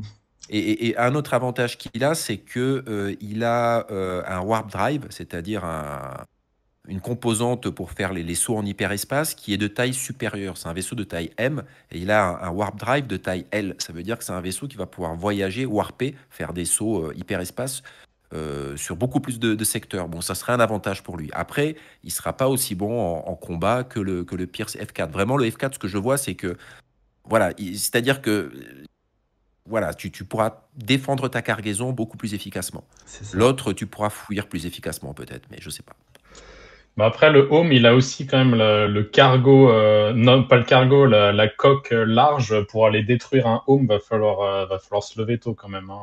Il va avoir un nombre Oui, de très HP juste, assez très juste. conséquent, quoi. Hmm. Très juste que le. C'est vrai, c'est vrai. C'est vrai, On va voir tout ça justement. Effectivement, ça sera mis à l'épreuve du feu dans le jeu et ça serait intéressant après de voir lequel s'en sort le mieux. Après, ce qui est intéressant, c'est qu'avec les vaisseaux médiums, quand tu arrives à sortir un home, bah, généralement, je pense que tu vas pas le laisser se balader tout seul. Tu vas l'accompagner d'un deuxième vaisseau médium ou peut-être un XXS. Et du coup, tu auras un peu plus de puissance de feu. C'est ça. C'est vrai aussi, ouais. C'est Et vrai. justement, tu as envie que ces vaisseaux que tu mets, enfin, en partant du principe que tu gardes tout dans la même flotte, tu veux des vaisseaux qui ont des capacités de combat, mais qui te permettent d'avoir un peu de cargo en même temps pour rentabiliser le truc, quoi. Tu vois, genre, enfin, il va falloir Alors, jongler un peu les après, deux, quoi. moi, c'est vrai que quand en théorie craft, j'aime bien me poser dans cette posture où je me dis, j'imagine un joueur avec un seul vaisseau, tu vois. Parce que c'est vrai que nous qui parlons ici, on est tous des dégènes à avoir plusieurs vaisseaux, etc. Mais j'aime bien aussi imaginer, tu vois, tous ces joueurs qui vont arriver, qui vont se dire, ah tiens, j'ai envie d'avoir un vaisseau, et qui vont en avoir un finalement, qui vont investir dans un vaisseau, parce Dans, que faut sortir les sous, et donc se dire, bah tiens, quel serait le vaisseau qui correspondrait le mieux à mon Hmm. gameplay, à la versatilité que j'ai envie de déployer si j'ai envie de déployer une versatilité, ou à la spécialité que j'ai envie de déployer si j'ai envie vraiment de me spécialiser, tu vois. Après, proportionnellement, pour les gens qui auront un seul vaisseau, je pense qu'ils iront sur les fighters, à mon avis. Je pense. Ouais, qui sait? Ouais, peut-être. Ouais, Moi, ouais. ça m'étonnerait qu'il y ait tant de gens que ça sur Sage, vraiment sur Sage, qui ait qu'un seul vaisseau, quoi. Quitte à racheter des Ouais. XXS ou des machins comme ça me semble logique en fait quand tu joues au jeu, que tu augmentes ta flotte, quoi, tu vois. Enfin, c'est. Oui, oui, des XXS, oui, oui, Hmm. des XXS, ouais, bien sûr, bien sûr. Effectivement, ouais, dans l'idée d'escorter ton vaisseau Et avec des XXS. plus tu vas jouer longtemps en fait, en supposant que le jeu tienne les gens en haleine plusieurs mois, voire plusieurs années, bah tu vas augmenter en taille de vaisseau aussi, quoi, tu vois. Genre, enfin, ça me semble être la suite logique si tu joues au jeu régulièrement. Tu vas vouloir Ouais, mais augmenter ta flotte au fur et à mesure, quoi. Enfin, c'est vraiment comme conçu pour t'encourager à faire ça, quoi, tu vois. ouais, je suis d'accord. Après, moi, là où je mets toujours un bémol, c'est que c'est de l'argent à sortir, quoi. Donc, Bah, je c'est me de dis, l'argent que tu fais même, dans le jeu aussi, donc ça oui, reste oui, du funny money, tu vois. Mais moi, là où je mais je rejoins veux dire, Morpheus, c'est que nous, les sur un anciens, an. on a déjà tous plus ou moins quelques vaisseaux, c'est ça. Mais quand Sage va sortir et qu'il y aura des nouveaux arrivants, si les prix augmentent à l'unité sur les vaisseaux, effectivement, bah, ça sera des choix drastiques pour les nouveaux arrivants. Ils vont Ouais, pas aller Et acheter puis, 3-4 vaisseaux d'un coup. ouais, c'est sûr. ouais, et puis ce que je me dis, c'est que tu vas acheter peut-être des vaisseaux avec ce que tu gagnes, mais c'est des XXS que tu vas acheter.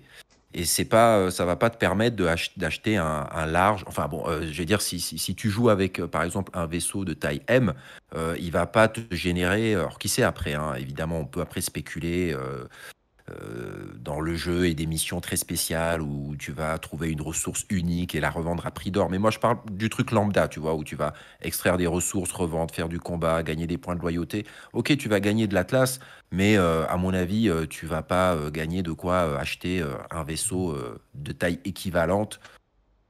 Franchement, j'y crois pas trop. Après, effectivement, prendre des vaisseaux plus petits et escorter ton vaisseau plus gros, là aussi, je suis d'accord, mais je mettrais aussi un bémol dans le sens que ces vaisseaux plus petits, ils ont des réservoirs de carburant beaucoup plus petits. Et donc, ça va être chaud, hein. Tu vas pas pouvoir suivre un vaisseau de taille M sur des longs voyages. tu vas être, voilà, même si Tu vas être obligé de t'arrêter à une Starbase et de réapprovisionner. Ouais, voilà, mais du coup, ce qui va, par exemple, enlever un avantage comme le Rainbow Home qui peut warper sur des distances hyper grandes. Et il me semble que quand on warp, on consomme aussi du carburant. Arrêtez-moi si je me trompe, mais j'ai l'impression, je pense me souvenir que quand on warp, on Oui, consomme du carburant. c'est Et ça. donc, un Rainbow Home qui peut warper super loin, s'il est avec XXS, bah, c'est pas intéressant parce que eux, ils vont Ouais. pouvoir warper, je dis n'importe quoi, sur Bah, 2 secteurs. Et ça lui, va il se va baser pouvoir sur les warper plus petits sur vaisseaux. 10. Ouais. Mais après, là où je te rejoins, Morphée, c'est que Alors je non, suis non, attends, d'accord avec toi. ouais, d'accord. Mais il y aura pas, pour moi, il n'y aura pas d'intérêt à warper, aller se balader aux confins du système s'il n'y a pas de Starbase pour te réapprovisionner et que tu te retrouves bloqué là-bas. Bien Donc, sûr. finalement, je pense que les joueurs, ils vont surtout graviter autour des Starbases. Ils iront voir ce qu'il y a un petit peu à côté sur différents systèmes, mais toujours en restant à proximité de pouvoir approvisionner son vaisseau si on arrive à court de carburant, tu vois.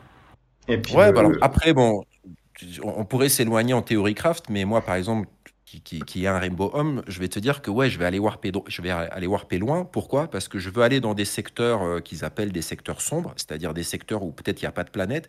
Et effectivement, je ne pourrais pas miner sur les planètes, mais je peux peut-être tomber sur des chaînes d'astéroïdes qui sont super riches en certains minéraux, tu vois. Et justement, me retrouver dans des zones qui seront moins convoitées à ce moment-là par des factions et pouvoir extraire des ressources. C'est juste une idée, tu vois, de pourquoi warper loin. Bon, Après, ça peut écoute, aussi être warper loin pour fuir. Hein. ton idée nous plaît parce que moi j'ai un home aussi et pourquoi pas. Bon, on s'associera et puis on partira en balade. Les mecs, vous allez miner pendant 1 heure, votre soute sera pleine, vous serez fait un aller-retour, quoi.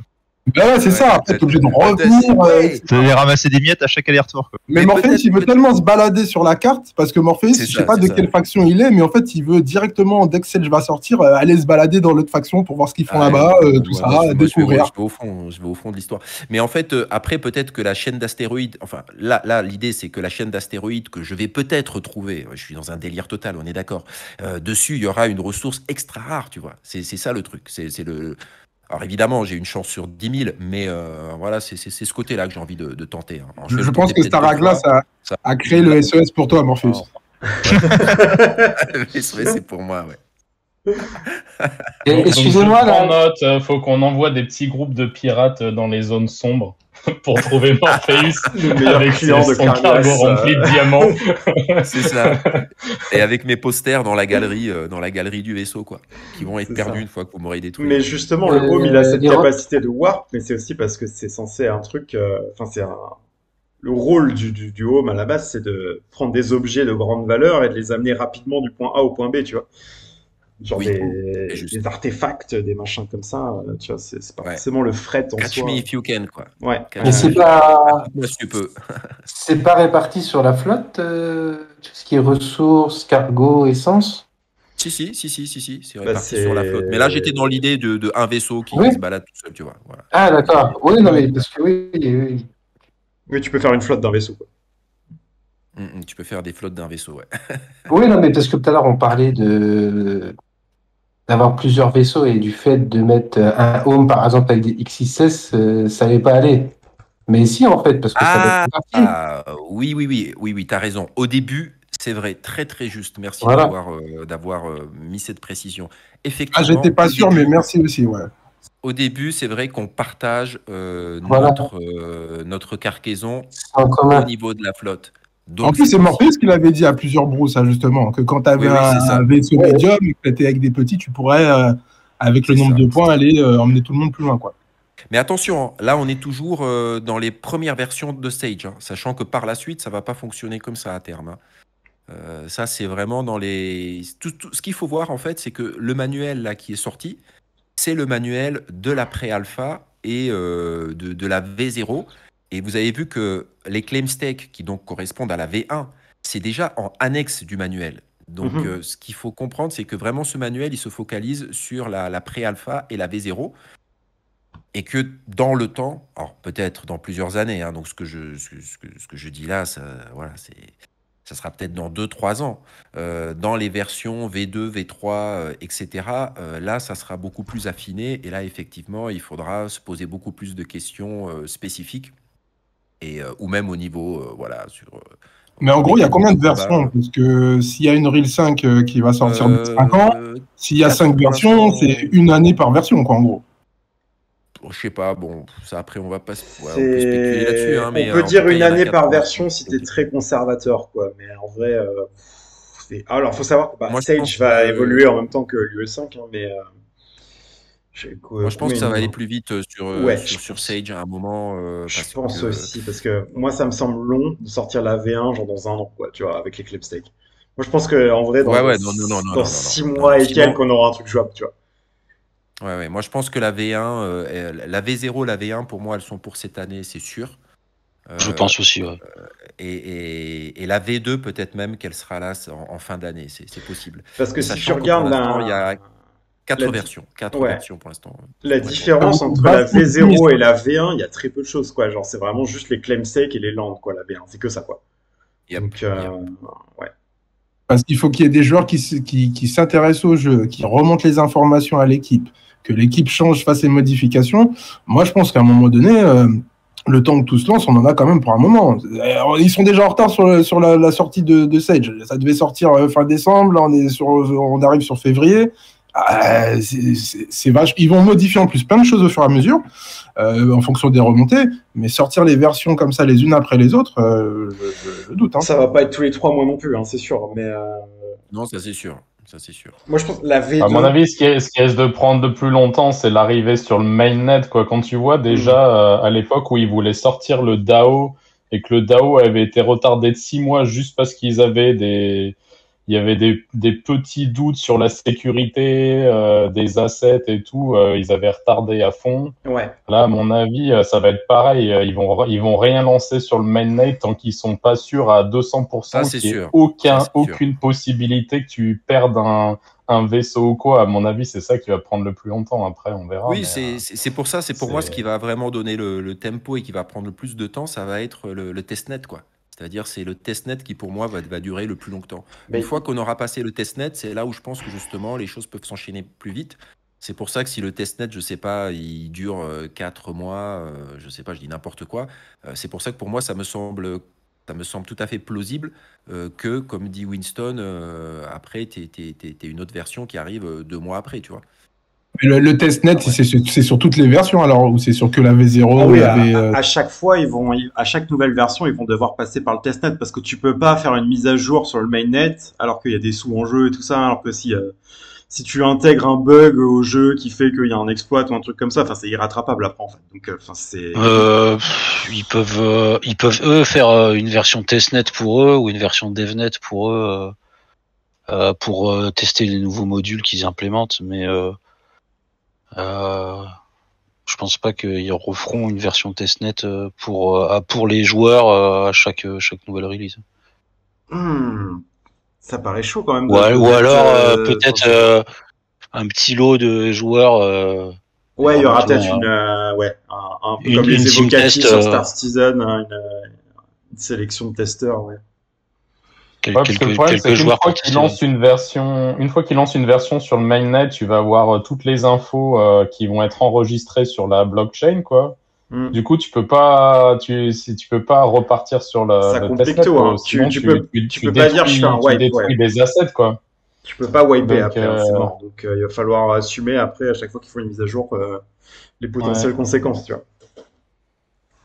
vois. Alors, les amis, je vais vous couper dans votre élan théorie craftique. On est en train d'arriver à 1h30 d'Atlas Brew. Et Dieu sait qu'on aurait encore beaucoup de choses à développer. Bah ouais, ne on serait-ce n'a même pas qu'autour fait du minage, hein. on n'a même pas fait les On n'a vaisseaux même pas larges du fait, coup.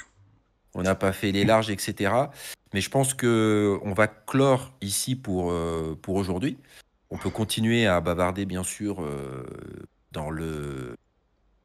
sur le channel. Voilà, on peut continuer à bavarder une fois que le brew officiel est clos. Ce que je vous propose là, c'est de faire la question, c'est de faire le jeu, vite fait, hein, quand même, pour qu'il y ait toujours ce petit lobby à gagner, ce petit Finbull lobby. D'ailleurs, le Finbull lobby, hein, on en a parlé là, voilà, donc tout son intérêt est encore plus parlant là. Et puis après, on clôt. Moi, juste un petit truc à dire avant de passer à la question.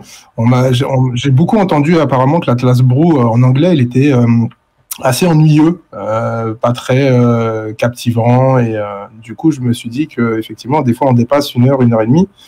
Mais notre communauté, elle s'intéresse tellement que peut-être qu'on pourrait dépasser la communauté anglaise, tu vois, dans le sens, voilà, dans notre Atlas Brew, il y a de la motivation, tout le monde échange, et puis voilà.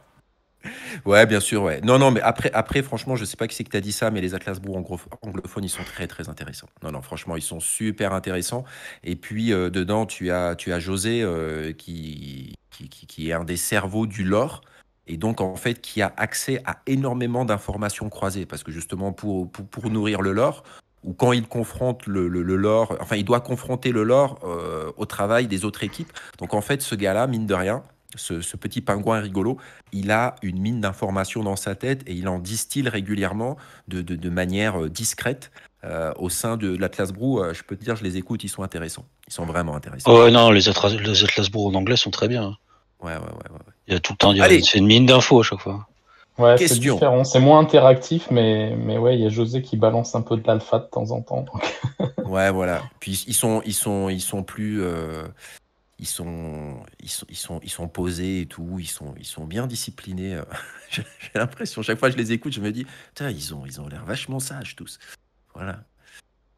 Alors je dis pas qu'on n'est pas sages, nous. Hein, pas la parole, tout ça. Ouais, Voilà, c'est ça. Nous, on est plus en mode, bah, c'est ça. Hein, je vais dire, on est une culture latine. Hein, c'est comme ça. Les enfants dissipés. Ouais, c'est ça. Alors, je balance une question. J'ai dû trouver une question là un peu à l'arrache. Ok, cool. Bah, j'en avais une aussi. Vas-y, Marcus. Bah vas-y, sinon, hein, moi c'était une question où il fallait chercher une métrique dans le manuel. Toi, c'était une question un peu plus intelligente. Moi, c'était en rapport avec les ressources, vu qu'on est sur le minage. Ah bah vas-y, balance. Alors, attends une seconde. Tac, que je remette ça sur mon écran. Donc, dans toutes les ressources de Star Atlas,